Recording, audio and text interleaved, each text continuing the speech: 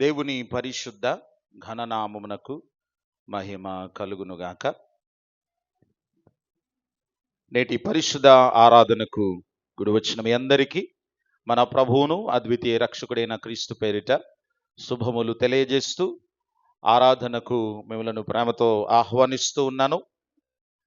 ఏర్పరచబడిన లేఖన భాగములు మలాకి గ్రంథము 3వ అధ్యాయము 7వ వచనము నుండి 11వ వచనము వరకు చదవగా విన్నాం. అలాగునే కొరింథీ 2వ పత్రిక అపోస్తులుడైన పౌలు గారు కొరింథీయులకు రాసిన 2వ పత్రిక 8వ అధ్యాయము మొదటి 9 వచనములు చదవగా విన్నాం. 2వ వచనం. మలాకి గ్రంథం అనగానే ఒక ఆలోచనకు వచ్చేస్తాం. ఏంటది? ఈరోజు పాస్టర్ గారు ఇవ్వడం గురించి చెబుతున్నారు. మనకొద్దులే, మనకు తెలుసులే. ఇలాంటి ముఖ్యంగా సంఘము విశ్వాసి వినడానికి ఇష్టపడని లేఖనం ఏదైనా ఉంటే మొట్టమొదటిది, పాపమును విమర్శించినా ఒప్పుకుంటాడేమో, వింటాడేమో ఓపికగా, కానీ ఇవ్వమనంటే మాత్రం, ఇవ్వడం గురించి చెబితే మాత్రం చాలా కష్టంగా ఉంటుంది. ఒక థియోలాజియన్ దాని కొరకు ఒక చక్కటి మాట చెప్పాడు. ఏమిటంటే, ఒక దైవజనుడట వాక్యం ఇవ్వడం గురించి చెప్పడం చాలా భారముగా దేవుని మనస్సుతో చెబుతూ ఉంటాడట. కానీ విశ్వాసట, ఏ విశ్వాసం అంటే అందరూ కాదు, పిసినారితనం కలిగిన విశ్వాసి, దేవుని దగ్గర దోచుకునే విశ్వాసట, దైవజనుడేమో భారముగా చెబుతుంటే పిసినితనము కలిగిన విశ్వాసట ఆ ఇవ్వడం గురించిన వాక్యం వినడమే భారంగా అయిపోతుందట. మీకు అర్థమైందా? దేవుని భారంతోనేమో దైవజనుడు ఇవ్వడం గురించి చెప్తున్నాడట, కానీ పిసినితనము కలిగిన విశ్వాసి ఇవ్వడం గురించిన మాట ఎత్తేసరికే గుండెలు భారమైపోతున్నాయంట. ఇవ్వాలని కాదు, ఈరోజు ఆరాధనకు రాకుండా ఉంటే బాగుండు అనేంత భారం అంట కొంతమందికి. సో దేవుని మహాకృపను బట్టి అట్టివారు మన సంఘంలో లేరని నమ్ముతున్నాను. దేవుని కృపను బట్టి ఉండకుందురుగాక.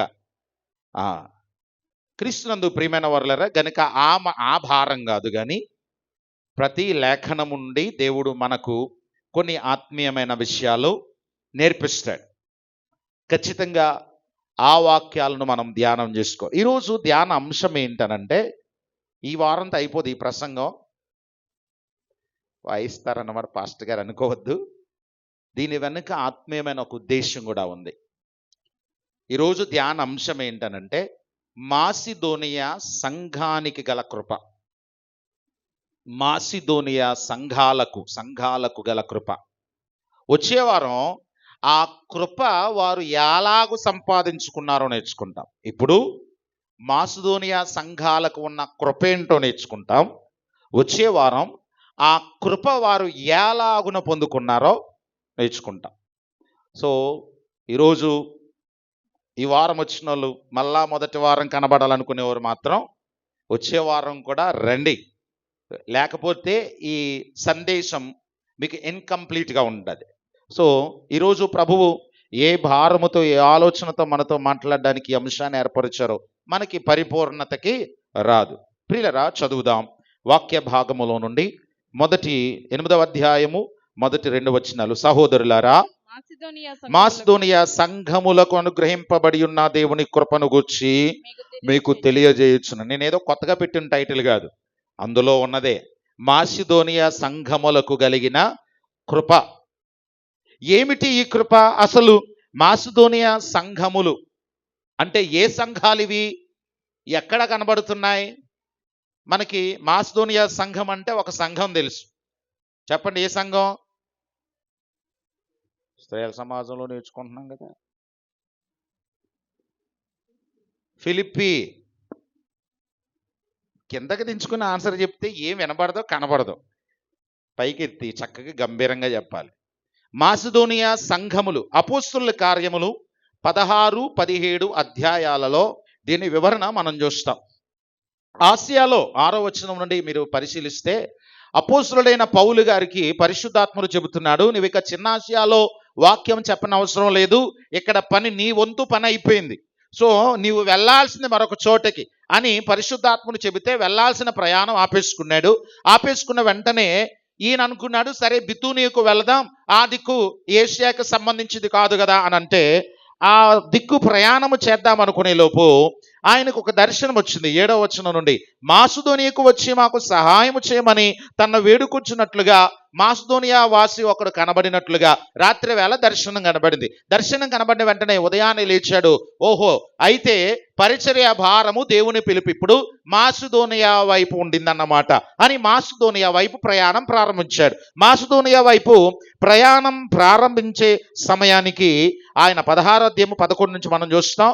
ఆయన ప్రయాణం ప్రారంభించేటప్పుడు 16వ అధ్యాయం అంతా ఆయన ఫిలిప్పీ ప్రాంతంలో సేవ చేసినట్టుంటది. ఇది మొదటి సంఘం.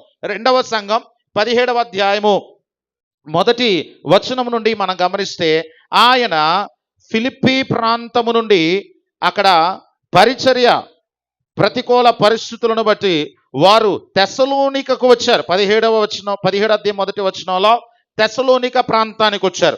తెస్సలోనిక ప్రాంతంలో వీరు ఎలా గొప్ప సేవ చేశారనంటే భూలోకమును తలక్రిందులు చేసేంత సేవ చేశారు. ఆ తర్వాత 3వ సంఘం బెరయా సంఘం.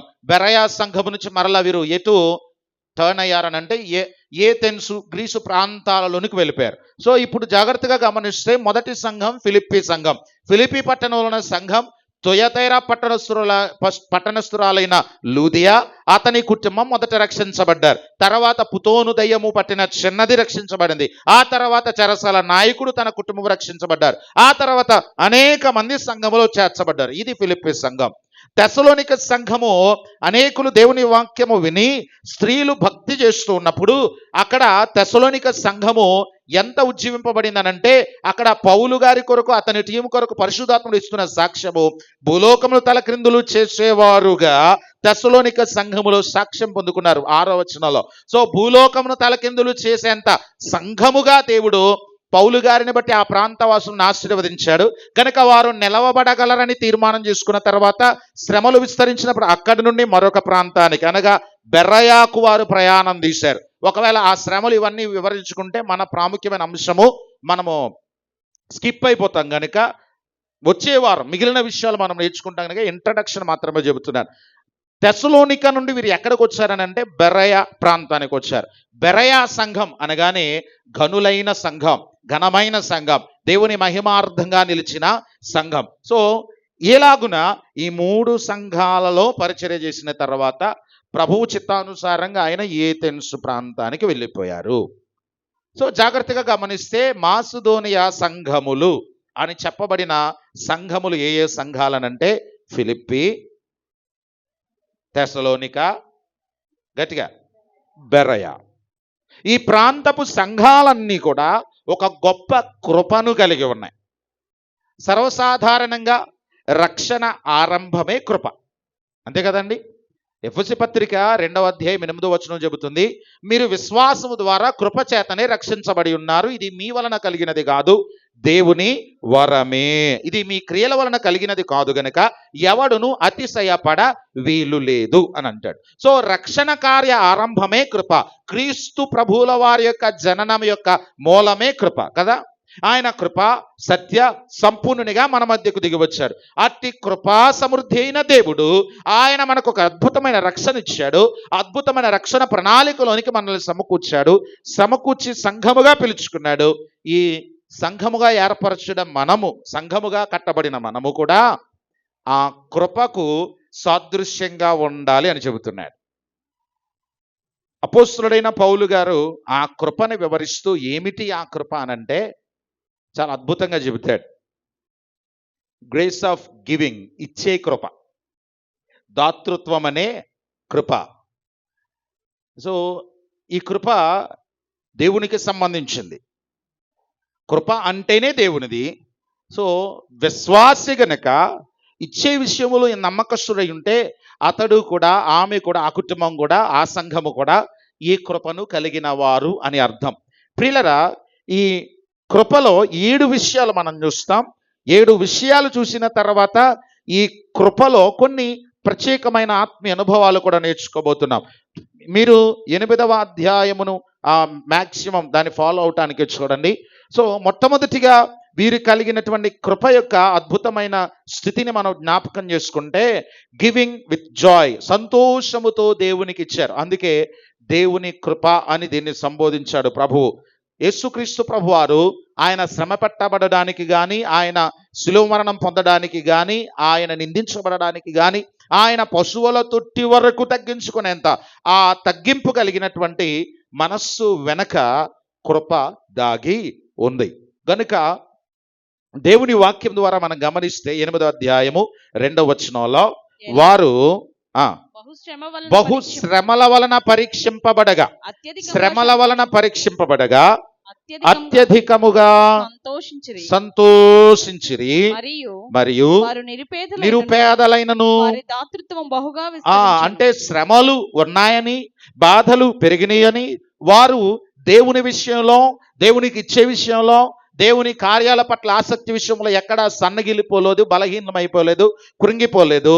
శ్రమలు ఉన్నప్పటికీ దేవుని కృపలో నేనున్నాను. నా దగ్గర ఉన్న స్థాయిలోనే, నేను మిగిలిన వారి కంటే పెద్ద ధనవంతుని కాకపోవచ్చు, నా జీతం తక్కువే ఉండొచ్చు, కానీ నా దేవునికి నన్ను ఇచ్చే స్థాయిలో దేవుడు ఉంచాడు. ఒకరు 1000 రూపాయలు ఇవ్వగలిగితే, ఒకరు 10,000 ఇవ్వగలిగితే, ఒకరు 1,00,000 ఇవ్వగలిగితే, నేను 100 రూపాయలైనా దేవునికి ఇవ్వగలను. ఏదైనా అది దేవుని కృప అని గుర్తుపెట్టాలి.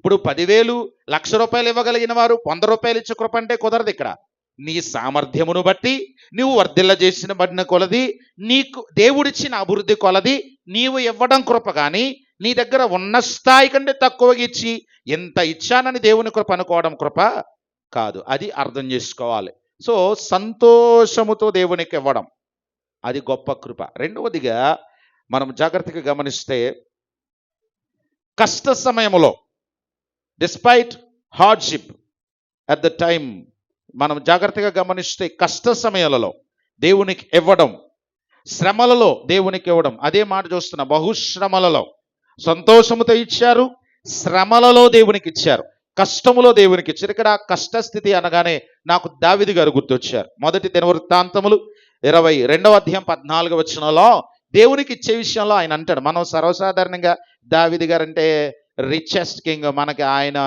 ఇచ్చినట్టు మనం ఇవ్వలేము అనుకుంటాం. కానీ అక్కడ క్లియర్గా రాశారు, ఆయన తరమబడుతున్నప్పుడు, బాధించబడుతున్నప్పుడు, ఆ కుమారుడు చేత తరమబడుతున్న ప్రతి సమయంలో, ప్రతి కష్టస్థితిలో, తనకొచ్చిన కష్టారితములోనట, తన కష్టస్థితిలోనట దేవుని కోసం, దేవుని పని కోసం, దేవుని సేవ కోసం ఎంత తక్కువ కానుకిచ్చాడు చూడండి ఒకసారి. ఇదిగో నేను నా కష్టస్థితిలోనే ప్రయాసపడి యెహోవా మందిరము కొరకు 2 లక్షల మనుగుల బంగారమును, 10 కోట్ల మనుగుల వెండిని, తోతచక్యము కానంత విస్తారమైన ఇత్తడిని, ఇనుమును సమకూర్చి ఉన్నాను, మ్రానులను రాళ్లను కూర్చి ఉంటిని, నీవు ఎంకను సంపాదించుతువుగాక. ఏమంటున్నాడు ఇక్కడ? కొన్ని కేజీల బంగారాన్ని సంపాదించి 29వ అధ్యాయం చదవండి, దుఃఖం వేస్తుంది. తోచశక్యము కానంత అద్భుతమైన కానుకను దేవునికి ఇచ్చి దావీదు గారంట, ఎంతైనా నీ దృష్టికి కొంచెమే అని అంటాడు. 10 రూపాయల గురించి, 100 రూపాయల గురించి, 1000 రూపాయల గురించి ఎన్నిసార్లు, ఎన్ని ఆలోచనలు, ఎన్ని క్వశ్చన్స్ వచ్చేస్తుంటాయో. కష్ట సమయములో దేవునికి మనము ఇవ్వగలుగుతున్నామా? నీ కష్టస్థితిలో నీ దేవుని భాగము నువ్వు తీయగలుగుతున్నావా? ఒకసారి ఆలోచన చేసుకో. దావీదు గారు దేవుని మందిరము కొరకు ఒక దర్శనం కలిగి ఉన్నారు, దేవుని పని కొరకు ఒక దర్శనం కలిగి ఉన్నారు, దేవుని పని కొరకు ఒక ఉద్దేశం కలిగి ఉన్నారు. ఆ పని కొరకు నేనైతే చేయలేను కానీ నేను సమకూర్చగలను, నా దేవుడు నా చేత చెయ్యించను అని చెప్పాడు. గనుక ఆ పని కొరకు నా కుమారునికి కావలసింది సమకూర్చాలని, నా కొడుక్కి బాధ్యత అప్పగించడానికి వాడే చూసుకుంటాడు అనలా. ఈయన పూర్తిగా కావలసినంత సమకూర్చి నమ్మకస్తునిగా ఉన్నాడు. సో కష్ట సమయంలో దేవునికి ఇచ్చేవారిగా ఉండాలి. ఈ సమయంలో బేతనీ మరియ గారిని జ్ఞాపకం చేయాలి. ఆమె అచ్చ జటామాంసి అత్తరు సేరున్నర ఎత్తు బుధవారం చివరి రాత్రి సహవాసమునకు ముందు హోలీ వీక్లో అభిషేకించబడిన సంగతిని జ్ఞాపకం చేసుకుంటాం.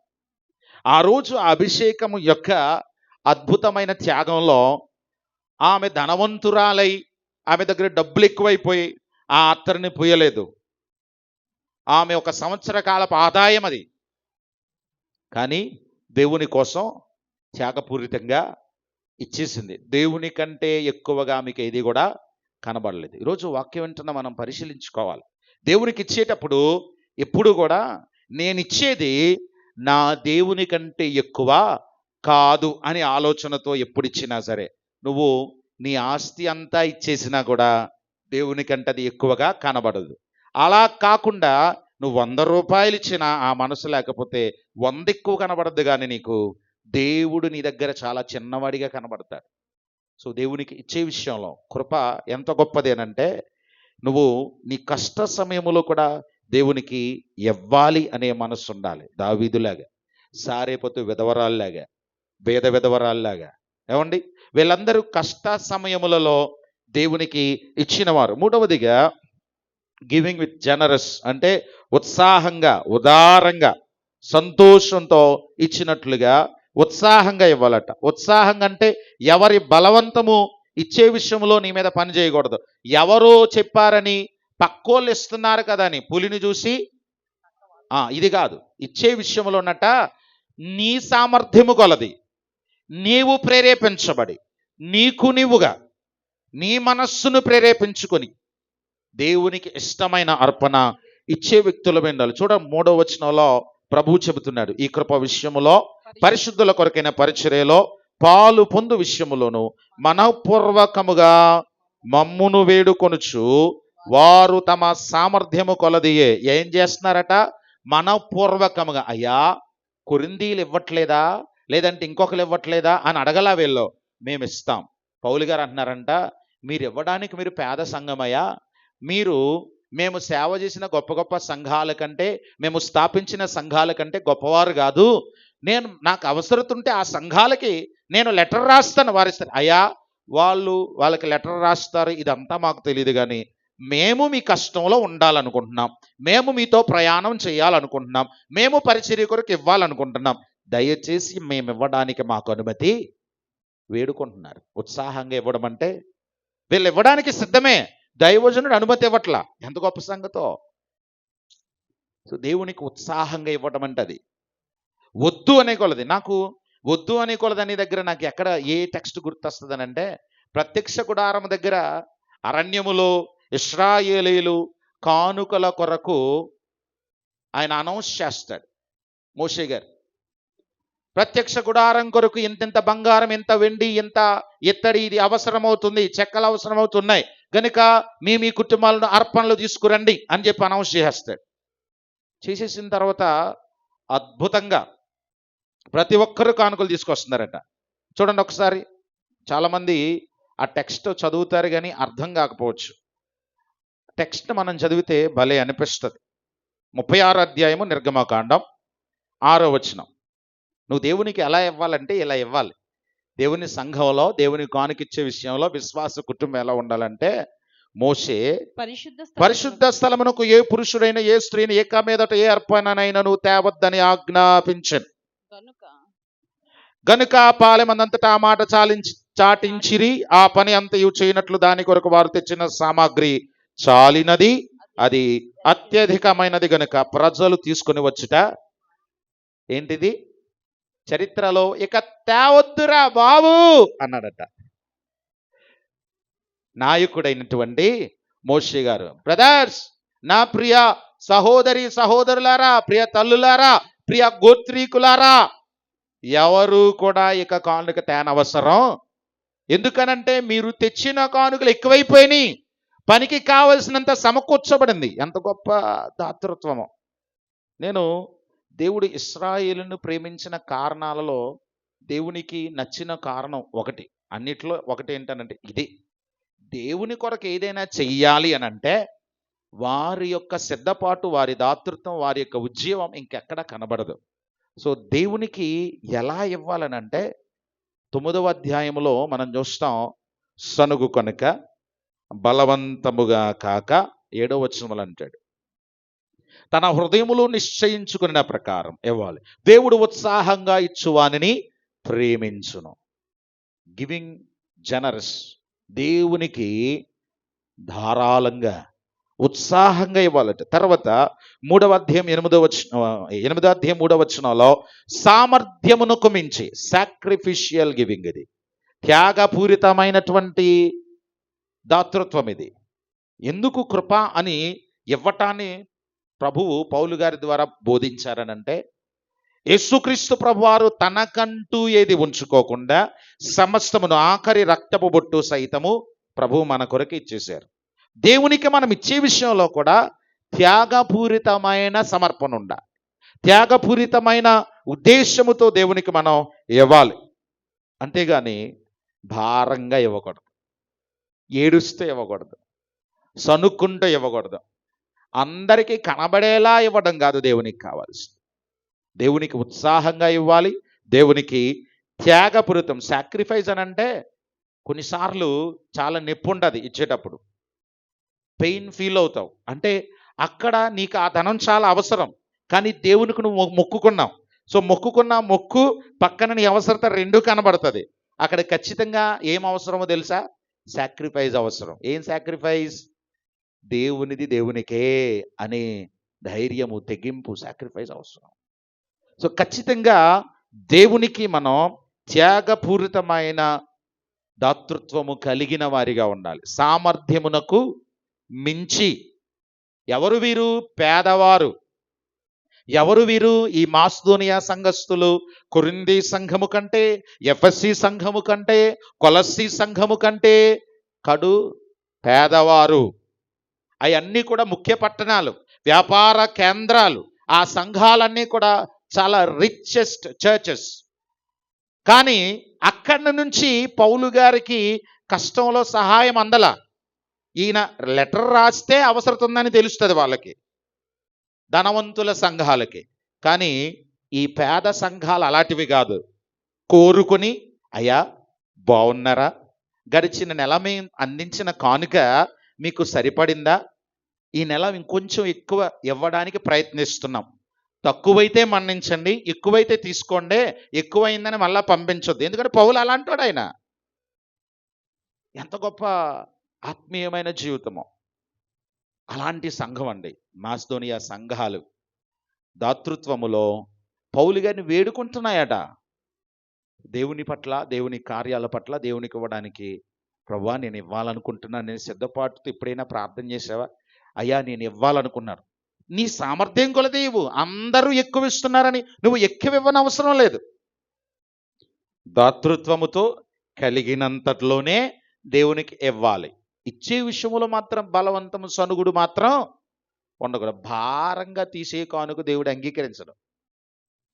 ఇచ్చిన లెక్క ఉంటుంది తప్ప అక్కడ అది కానుకగా దేవుడు అంగీకరించడానికి నీ మనస్సు అది కానుకగా నువ్వు దేవునికి ఇవ్వాలనే ఆలోచన నాకు ముద్ర వేయలేదు గనుక. తర్వాత 5వది చూడండి, 8వ అధ్యాయంలో 4వ వచనం.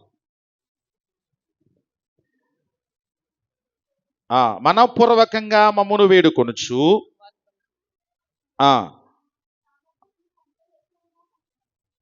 సామర్థ్యము కంటే ఎక్కువగా తమంతట తామే, అంటే గివింగ్ ఫ్రీలీ. నేను ఇందాక అన్నాను కదా, బలవంతమేమీ లేదు, నీకు నువ్వుగా. నేను ఒకసారి ఈ మధ్య కాలంలో పాట పాడాను కదా, తనువు నాదిదిగో గైకొనుమి, ఓ ప్రభువా నీ పనికి ప్రతిష్ఠించుమే. నిజంగా మన దేహాన్ని దేవునికి అర్పించి పాడాల్సిన పాట.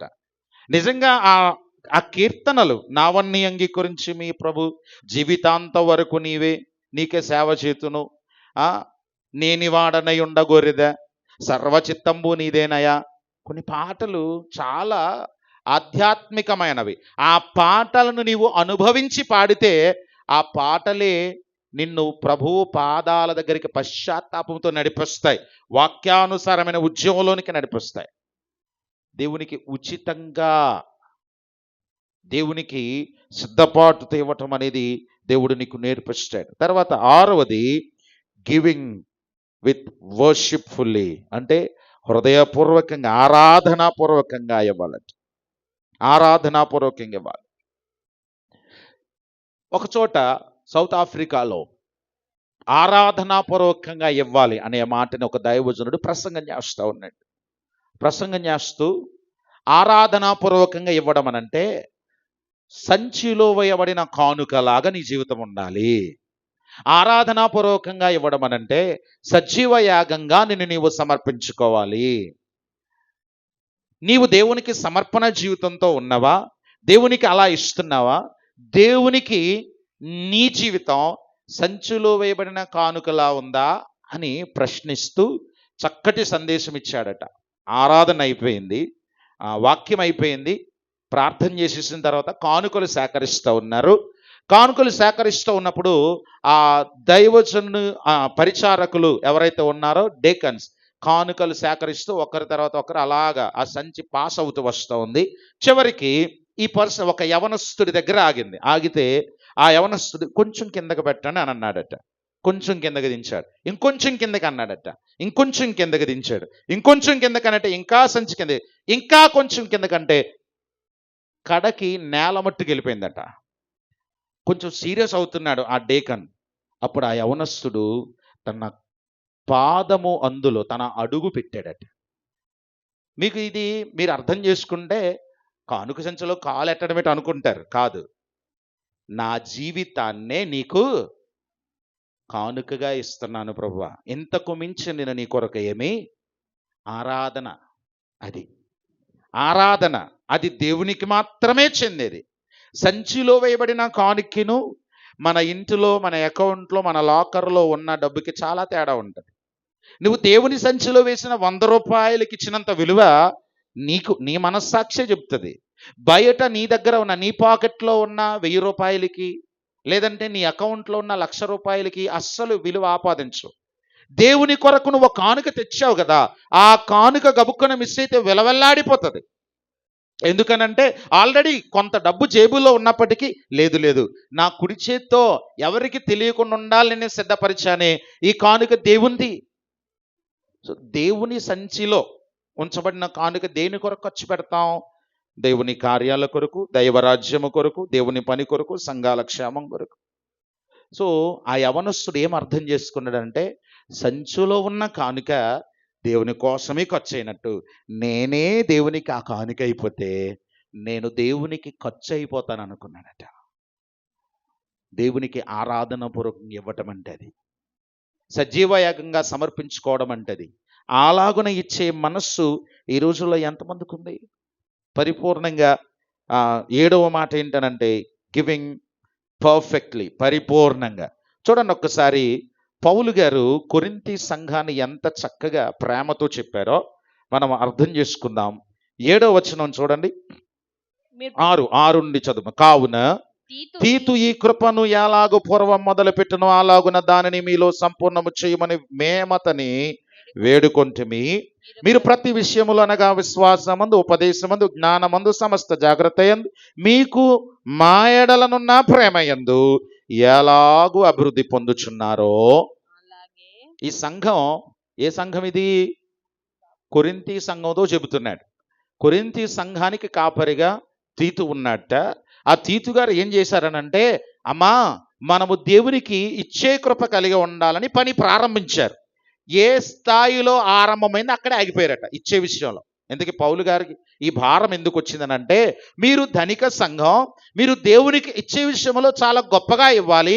కానీ తొలుత తీతు గారు ప్రారంభించినప్పుడు ఎంత కానుకొస్తుందో మీ సంఘంలో ఇప్పుడు కూడా అంతే కానుకొస్తుంది తప్ప ఇన్ని సంవత్సరాలలో కానుకలో మీరు దేవునికి ఇచ్చే ఇచ్చుబడిలో ఏమాత్రము కూడా 1 రూపాయి కూడా ఎక్కువ పెరగలేదు. మీరు వాక్యములో పెరిగారు, జ్ఞానములో పెరిగారు, చివరికి మా పట్ల మీరు చూపే ప్రేమలో పెరిగారు. కానీ ఎందులో పెరగలేదు?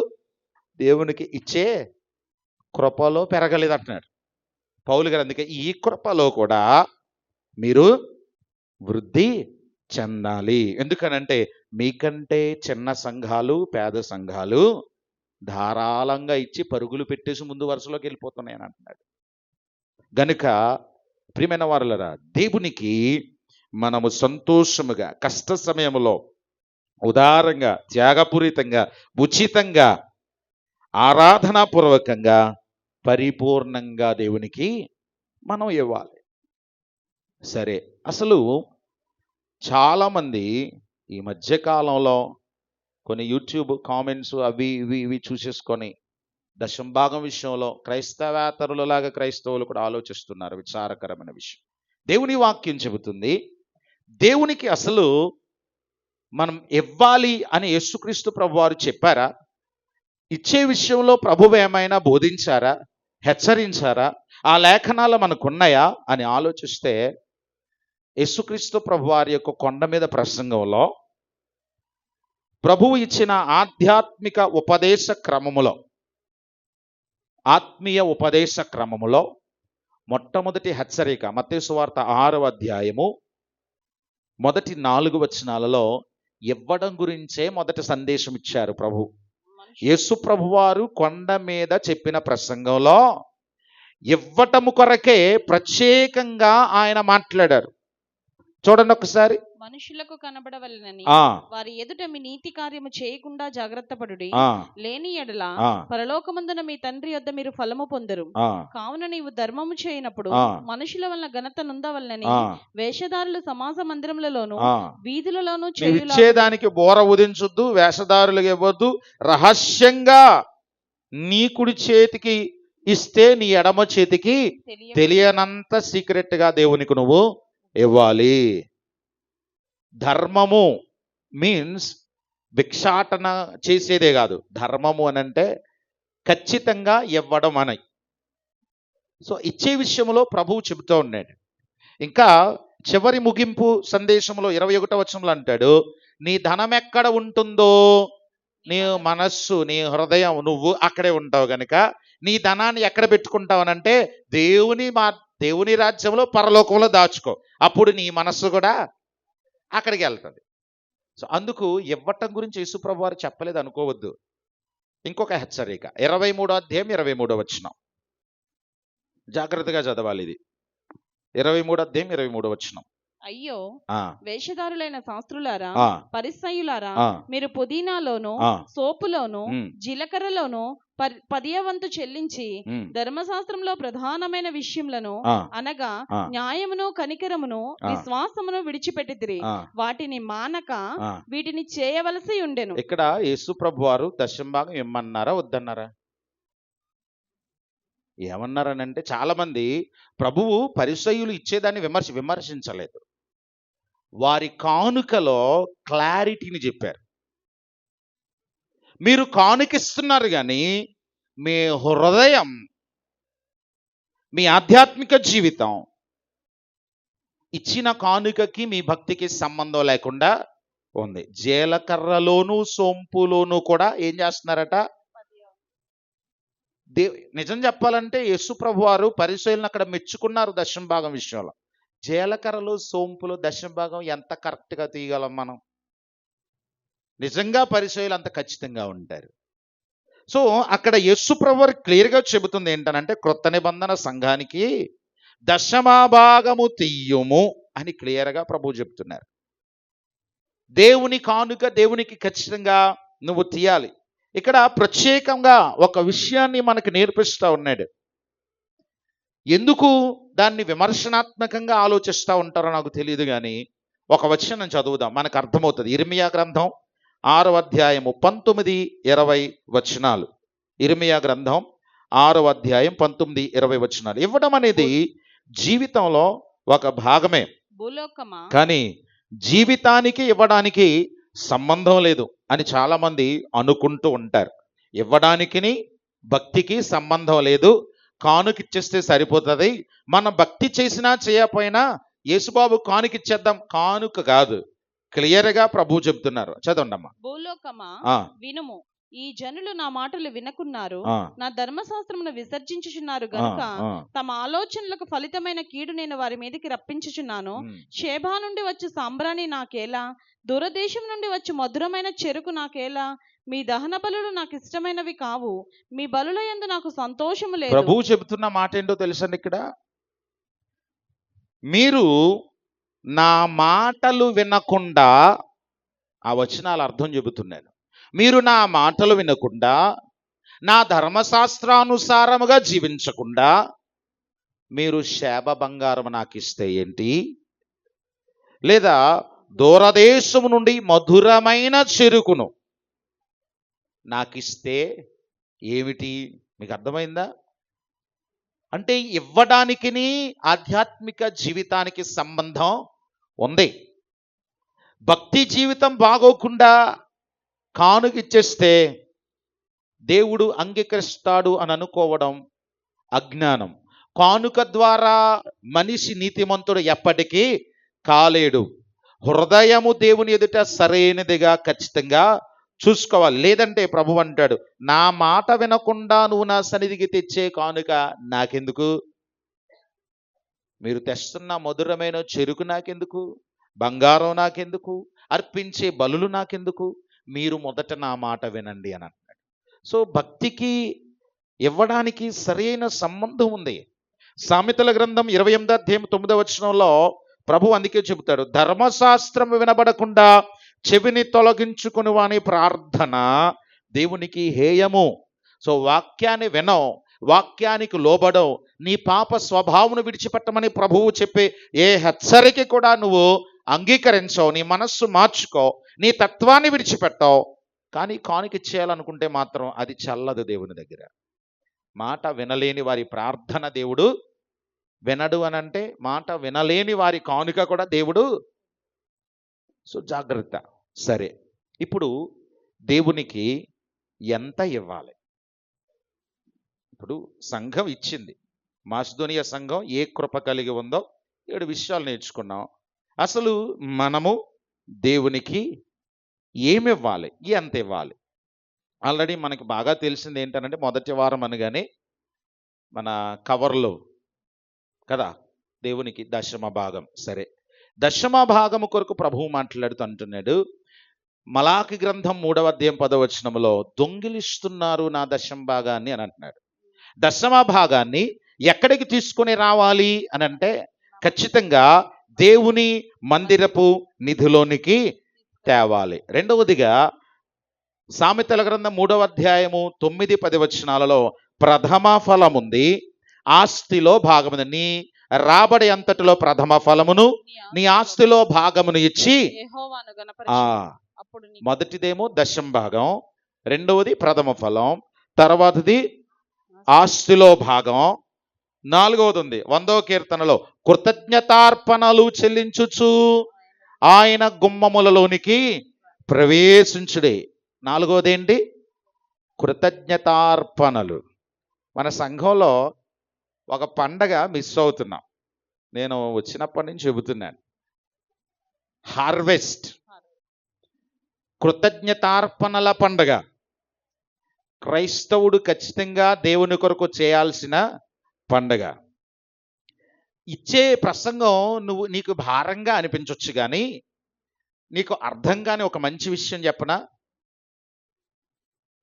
వినే ఉండొచ్చు ఈ మాట, మరలా చెబుతున్నాను. క్రిస్మస్లో క్రీస్తు మన కొరకు ఇవ్వబడ్డాడు. ఈస్టర్, గుడ్ ఫ్రైడేలో క్రీస్తు మన కొరకు, అంటే తండ్రి అయిన దేవుడు క్రిస్మస్లో కుమారుని ఇచ్చాడు. కుమారుడైన క్రీస్తు గుడ్ ఫ్రైడేలో మన కొరకు తన ప్రాణాన్నిచ్చి ఈస్టర్లో పునరుద్ధాన శక్తిని ఇచ్చారు. సరే, పరిశుద్ధాత్ముడు మనకేమిచ్చాడనంటే, పెంతెకొస్తు పండుగ దినమున సంఘ సహవాసములో, రక్షణ కార్యములో, పరలోక రాజ్య అనుభవములో కృపావరాలతో మనల్ని నింపి నడిపిస్తున్నాడు. సో మనము ఆచరించే పండగలన్నీ కూడా ఆయన ఇచ్చినవే. ఆయన ఇచ్చిన దానికే మనం చేస్తున్నాం. కానీ ఒక్క కృతజ్ఞతార్పణల పండుగ మాత్రం ఆయనకు ఇచ్చి చేస్తాం.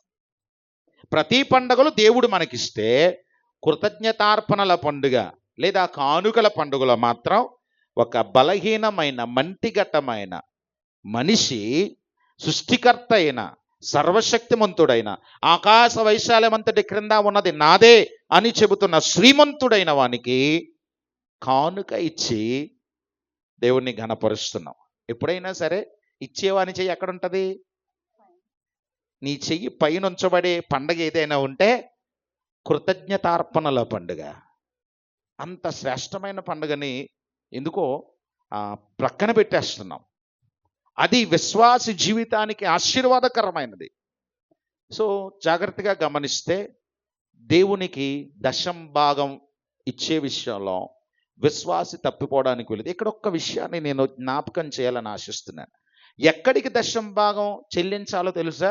ఖచ్చితంగా దేవుని మందిరపు నిధిలోనికి తేవాలి. దేవుని మందిరపు నిధిలోనికి తేవడం అని అంటే ఒక 2 సంఘాలలోనో 3 సంఘాలకు 4 సంఘాలకి ఒక 6 సంఘాలకి నీ దశం భాగాన్ని చీట్లు వేసి చీల్చి చెండాడేసి నీ దశం భాగాన్ని అన్ని మొక్కలు చేయడానికి అనుమతి. నువ్వు అనుకోవచ్చు, నేను ఇచ్చేది దేవుని మందిరానికే కదా. కాదు, దేవుని మందిరానికే ఇస్తున్నావు. కానీ నీ దశమ భాగం నువ్వు ఏ సంఘములో ఆధ్యాత్మికంగా పోషించబడుతున్నావో, ఏ సంఘములో వాక్యము ద్వారా నడిపించబడుతున్నావో, ఎక్కడ నీ పునాది ఉండిందో, ఎక్కడ నీవు వాక్యములు ఎదుగుతున్నావో, ఎక్కడ నీవు పోషించబడుతున్నావో ఆ నీ సంఘానికే నీ దశమ భాగము దేవునికి అర్పణ తేవాలి. మిషనరీ పరిచర్యలను దశమ భాగంలో భాగం తీసి చేయడం కాదు. మిషనరీ పరిచర్య అనేది దశం భాగములోనిది మొక్కలు చేసి ఇవ్వడానికి ఏర్పరచబడింది కాదు. నువ్వు ఎన్ని సంస్థలకి కానుకలు ఇచ్చినా అవన్నీ దశమ భాగము తర్వాతవే. దేవుడు నిన్ను వర్ధిల్ల చేసిన కొలది నువ్వు పరిచర్యలకు సహకరించడమే తప్ప దేవుని భాగము ఖచ్చితంగా నువ్వు 1,00,000 రూపాయల జీతగాడివైతే 10,000 నీ పేరున ఖచ్చితంగా ఇక్కడ ఉండాల్సిందే. పాస్టర్ గారి లెక్క నేను చెప్పడం కాదు, నేను చెప్పినా చెప్పకపోయినా దేవుడు ఖచ్చితంగా లెక్క చూసుకుంటాడు. పాస్టర్ గారు ఎక్కడ నచ్చరనంటే లెక్కలతో సహా వాక్యం చెప్పినప్పుడు. ఇప్పుడు దేవుడు నీ జీతం ఎంతో, నీ పెన్షన్ ఎంతో, నీకు ఉద్యోగ విరమణ తర్వాత వచ్చినటువంటి ఆదాయం ఎంతో, అంతలో ఖచ్చితంగా దేవుని భాగం దేవునికి నువ్వు ఇవ్వవలసిందే. దాన్ని మొక్కలు చెక్కలు చేయడానికి లేదు. దశమ భాగం అనేది ఒకే సంఘం, ఒకే సహవాసం, మందిరపు నిధిలోనికి రావాలి. కొంతమంది 500 దశం భాగం ఇవ్వాల్సి ఉంటే 500లో ఆ దశం భాగంలో దశం భాగం ఇస్తారు 50 రూపాయలు. దేవునికి మనకి లెక్కలు రావు, కానీ దేవునికి లెక్కలు చాలా బాగా వచ్చు. ప్రియమైన వారలారా, చాలా జాగ్రత్తగా మనం అనుకుంటాం దేవునికి ఏం తెలియదని. దేవునికి తెలియని అమాయకుడు ఆయన కాదు. మీకు ఒక మాట చెబుతాను. గలతీ పత్రిక 6వ అధ్యాయము 6వ వచనం. దేవుని మందిరపు నిధులోనికి దశమ భాగం తేవాలి. తర్వాత రెండవది ఏంటో తెలుసండి?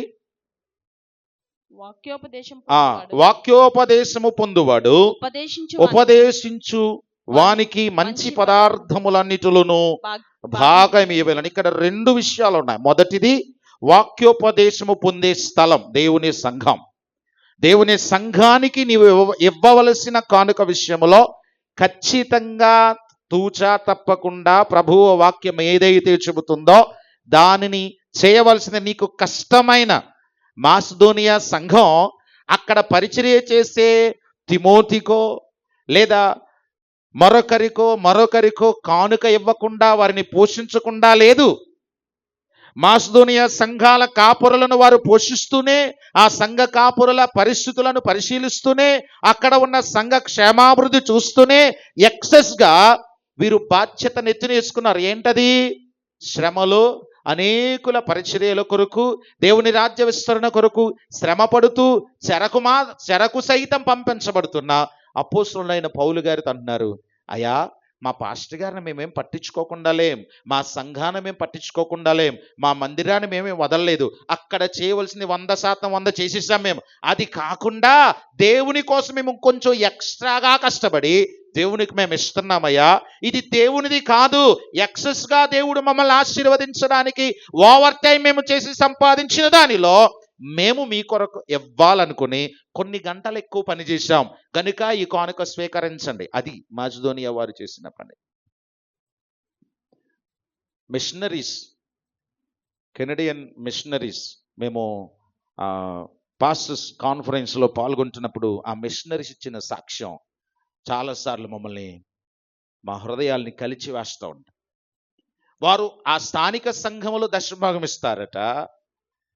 ఇండియాకి మిషనరీగా వెళ్ళబోతున్నాం అన్నప్పటి నుంచి ఓవర్ టైం చేసి ఇంట్లో పిల్లలకి పెట్టవలసినటువంటి స్నాక్స్ని కట్ చేసి, బట్టలు కట్ చేసి, షూస్ కట్ చేసి, మీకున్నాయి కదా వీటిని అడ్జస్ట్ అవ్వండి, ఇండియాలో పరిచర్య అవసరమైంది గనుక ఆ పరిచర్యకి మనం దేవునికి ఇవ్వాలి అని ఎక్స్ట్రాగా ఎక్కడ అవకాశం ఉంటే అక్కడ ఎక్స్ట్రా డ్యూటీస్ చేసి, ఏ పనైనా సరే చివరికి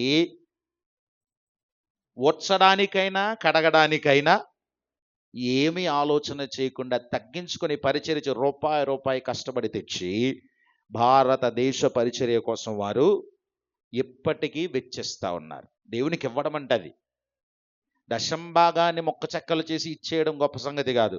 అది కాకుండా దేవుడు నిన్ను వర్ధిల్ల చేసిన కొలది ఇవ్వాలి. ఇది సంఘానికి. రెండవది, సంఘ కాపరి వాక్యోపదేశము పొందిన వారికి ఖచ్చితంగా దేవుని కానుక ఇచ్చే విషయంలో కూడా ఖచ్చితత్వాన్ని దేవుడు బోధిస్తూ ఉన్నాడు. కొన్ని మాటలు చెబితే, ఈ మాట చెబితే ఎలా ఉంటుందంటే, పాస్టర్ గారు ఆయన కోసం కాదు, నేను కావచ్చు, నా స్థానములు ఏ దైవజనుడైనా సంఘ కాపరి వాక్యోపదేశము చేసిన తర్వాత నీ ఇంటి కార్యక్రమములో ఆ దైవజనునికి నీవు ఇవ్వవలసినటువంటి భాగం, నువ్వు ఏదైతే సమర్పించుకుంటున్నావో నీ స్థాయిని బట్టి బోధ పొందిన నీవు కానుక ఇచ్చి పంపించాలి. ఖాళీగా వట్టి చేతులతో నీ సేవకుని పంపించడానికి అనుమతి లేదు. వాక్యం చెబుతుంది అది. నూర్చెడు ఎద్దు మూతికి చెక్కము పెట్టకూడదు. గనుక ఏ ఫంక్షన్ అయినా, ఏ ప్రార్థన అయినా, జ్ఞాపకార్థమా, లేదంటే కృతజ్ఞతార్పణ, లేదంటే మరి ఏ పండగైనా, ఏ కార్యక్రమం అయినా, దేవుని సేవకులను వట్టి చేతులతో పంపుట అది ఆశీర్వాదకరం కాదు. ఖచ్చితంగా సంఘములు ఇవి నేర్చుకోవాలి. దేవునికి ఇష్టం, సంఘ కాపరికి ఇష్టం. మూడవ భాగం ఏంటో తెలుసా? పేదలైన వారు ఉంటారు దేవుని మందిరం దగ్గర. ఆదివారపు ఆరాధన అయిన వెంటనే పేదవారు ఉంటారు. నీ ఇంటి ముందుకి పేదవారు వస్తుంటారు. పేదవారికి కూడా ఏం చేయాలా? దేవుని సేవకులుగా, దేవుని పిల్లలుగా మనం ఇవ్వాలి. ఖచ్చితంగా పేదవారిని నిర్లక్ష్య పెట్టడానికి వీలు లేదు. వచ్చే వారం ఇస్తాం అని వాయిదా వేయొద్దు. డబ్బులు లేవు పక్కింటికి వెళ్ళని అనొద్దు. ఖచ్చితంగా నీ ఇంటి మీద సిలువను చూసో, నీ ఇంటి ముందున్న పాంప్లెట్ని చూసో, మరి దేన్ని బట్టో వస్తారు. ఇది క్రైస్తవుల ఇల్లు, ఖచ్చితంగా ఏదో ఒకటి దొరుకుతుందని. నువ్వు లేవు అని అంటే ఆ ప్రేమను నువ్వు కనపరచడం లేదు. అర్థం చేసుకో. సో దేవునికి ఖచ్చితంగా దశమ భాగం దేవుని మందిరపు నిధిలోనికే తేవాలి. నువ్వు ఎన్ని జీతాలు నీ ఇంటిలో ఉంటే అన్ని జీతాలతో, అన్ని పేర్లతో దశమ భాగం అక్కడ ఉండవలసిందే. విడివిడిగానే ఉండాలి. కుటుంబం అంతా కలిపి కొట్టారా కావేటరంగా కాదు. దేవుడు నిన్ను ప్రత్యేకంగా ఉద్యోగంతో ఆశీర్వదించాడు, నీ భార్యను ప్రత్యేకంగా ఆశీర్వదించాడు, నీ పిల్లల్ని ప్రత్యేకంగా ఆశీర్వదించాడు. కనుక ఒక్కొక్కరి పేరున ఖచ్చితంగా రహస్యమైన కానుక దేవుని లెక్కలోనికి వెళ్ళాలి. దేవుని మహాకృపను బట్టి చక్కగా మన మందిరంలో ప్రతి కానుక ఆశీర్వాదకరంగా ఖర్చు చేయబడుతుంది. పోయిన వారం వాక్యం చెప్పినట్లుగా దేవుని కుడి చేతి నక్షత్రాల్లాగా మన సంఘ నాయకులు పనిచేస్తూ ఉన్నారు. ఎండకోట పరిచర్య, మందిర నిర్మాణ పనులు. సో చూస్తున్నప్పుడు భారమును బట్టి మన హృదయాలు ఏం చేయబడాలో తెలుసా? ప్రేరేపించబడాలి. ఉత్సాహంగా మందిర అవసరత, సంఘ అవసరత గుర్తెరిగి ధారాళంగా ఇస్తే దేవునికి ఇచ్చిన కొలది దేవుని పనులు ఇంకా ముమ్మరంగా, ఉజ్జీవంగా, ఆసక్తిగా వచ్చిన ఆదాయాన్ని బట్టి ఇంకా రాబోయే దినాలలో ఎంతవరకు దేవుని కొరకు పరిచర్య చేయగలమో అంతవరకు చేయడానికి అవకాశం ఉంటుంది. దేవుని వాక్యం క్లియర్గా తెలియజేస్తుంది. మోసపోకుడి, తర్వాతి వచనాలు ఉంటుంది. దేవుడు వెక్కిరించబడడు. అది రాసిన మాట సందర్భం ఏంటంటే ఇచ్చేదాని గురించి చెప్పటమే. ఇచ్చే విషయంలో చెప్పడానికే పౌలు గారు ఆ మాట వ్రాయించారు. అన్ని విషయాలలో కాదు. నువ్వు ఏది విత్తుతావో అదే పంటని కోస్తావు. నువ్వు దశంభాగాన్ని మొక్కలు చేసినట్టుగా దేవుడు కూడా నీకు ఇచ్చే సందర్భంలో ఒక 10 మొక్కలు చేసి ఒక మొక్క ఇచ్చాడు అనుకో, ఎలా కుదిరిది? కాదు. ఆది వాస్తవానికి క్రైస్తవ సంఘం క్రొత్త నిబంధన సంఘ ప్రకారం ఇవ్వాల్సి వస్తే ఎంత ఇవ్వాలి చెప్పండి? క్రొత్త నిబంధన ఆది సంఘ లెక్క ప్రకారం దేవునికి ఇవ్వాల్సి వస్తే ఎలా ఇవ్వాలి తెలీదా? 4వ అధ్యాయము తీయండి ఒకసారి. అసలు క్రొత్త నిబంధన సంఘ లెక్క ప్రకారం దేవునికి ఇవ్వాలంటే ఎలా ఇవ్వాలనంటే 4వ అధ్యాయం అపోస్తలుల కార్యముల్లో పౌలు గారు ఆది సంఘములు ఫాలో అయినటువంటి క్రమం 33వ వచనం నుండి 37 వరకు, ప్రతి వారు తమ స్థిర ఆస్తులన్నిటినీ తెచ్చి ఎక్కడ పెట్టాలా? అపోస్తలుల పాదం. యాక్చువల్గా చాలా మంది దశమ భాగమే భారంగా ఫీల్ అవుతారు. క్రొత్త నిబంధన ప్రకారం ఇవ్వక్కర్లేదు. నిజమే, ఇవ్వద్దు. కానీ ఎలా ఇవ్వాలో తెలుసా? ఆస్తిని తెచ్చి, నేను చెప్తున్న మాట కాదు కదా, నేను అంటున్నాను, అందులో ఉన్న మాటే చెబుతున్నానా లేదా? సో వాక్యం క్లియర్గా చెబుతుంది, ఆస్తిని తేవక్కర్లా. పోని దేవుని భాగము దేవునికి, యేసుప్రభువు వారు మనకు నేర్పించారు. కయసరిది దేవునిది అంతే. దేవునిది దేవునికి ఎంత ఇవ్వాలో, ఎలా ఇవ్వాలో, ఎక్కడ ఇవ్వాలో, ఎవరెవరికి ఏ రీతిగా ఇవ్వాలో ఖచ్చితంగా ఆ భాగము నీ ఇంటి నుండి, నీ జీతం నుండి దేవుని మందిరానికి లెక్కగా వచ్చినప్పుడు ప్రభు అంటాడు, మలాకి గ్రంథం 3వ అధ్యాయము 10వ వచనములో, మీరు ఇచ్చి నన్ను శోధించిన ఎడలా నేను ఆకాశ వాకిళ్ళు తెరచి పట్టజాలనంత విస్తారముగా దీవెనలు కుమ్మరించెదనని. కిటికీలు, తలుపులు, ఆకాశంలో ఉన్నవన్నీ తీసేస్తాడట దేవుడు. ధారాళముగా దేవుడు నీకు ఇస్తాడు. కనుక పరిచర్య భారము పెరుగుతుంది. దేవుని కార్యాల కొరకు ముమ్మరంగా పనిచేయవలసిన అవసరత ఉంది. దేవుని సరిహద్దును దేవుడు విశాలపరుస్తూ వెళుతూ ఉన్నాడు. ఆ పనిలో నీ వంతు భారం ఏమై ఉన్నది? మాసిదోనియా సంఘాలు ఇచ్చే కృపని కలిగి ఉన్నారు. ఇంత గొప్ప కృప, సామర్థ్యానికి మించిన కృప, తమంతట తామే ముందుకొచ్చిన కృప, ఉత్సాహంగా ఇచ్చిన కృప, ఆరాధనాపూర్వకంగా ఇచ్చిన కృప, పరిపూర్ణంగా ఇచ్చిన కృప దేనిని బట్టి వచ్చింది అనే విషయాలు వచ్చే వారం నేర్చుకుందాం. ఈ కృప సంపాదించుకున్న భక్తి ఎంత గొప్పగా వారికి ఉన్నదనే విషయాలు వచ్చే వారం నేర్చుకుందాం. దేవుని కొరకు దాతృత్వములో మాసిదోనియా సంఘాల వలె విస్తరించి ఇచ్చిన ఆత్మీయ కృపలను పరిశుద్ధాత్ముడు మనకు దయచేయునుగాక. ఆమేన్.